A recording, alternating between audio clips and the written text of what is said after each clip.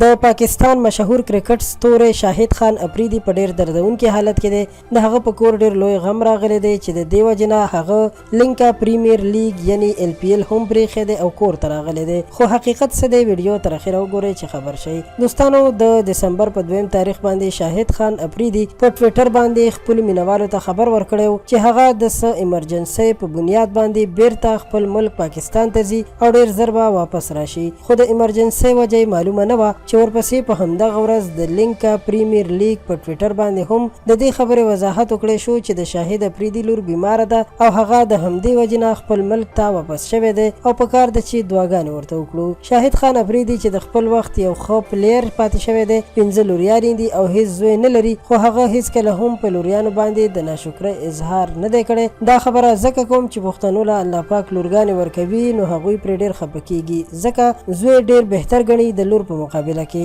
خیر اوس به خپلې خبرې ته راشم. په دې وخت کې واقعا چې شاهد افریدي سخت مشکل کې دی او ډېر به خفه هم وي، نو دعاګانې ورته ضرور وکړئ، ځکه چې الله پاک به خامخا د یو نه یو انسان په ژبه کې شفا ایښي وي او الله تعالی به د هغه دعا قبوله کړي او د یو مور پلار غېږه به د خوشحالو نه بیرته ډکه شي. اکثر خلک د نفرت په پوله باندې ناست وي او پاکستانیان د افغانستان کرکټ پلیر پسې بدرد وایي او د افغانستان هغه د پاکستان کرکټ پلیر پسې بدرد وایي. نو داسې کول نه دي پکار، ځکه چې مسلمانان خپل منځ کې ټول ورونه دي او د یو بل احترام کول پکار دي او موږ له هم پکار دي چې په دې وخت کې شاهد افریدي ته دعا وکړو چې الله پاک یې لور له روغ صحت ورکړي او د غمونو الله پاک وساتي، ځکه چې د اولاد غم ډیر زیات دروند وي او د اولاد غم نه هېرېدونکی وي. دا خبر تر همدې ځایه پښتو پوسټ چینل در سره سبسکرایب کړئ. ډیره مننه.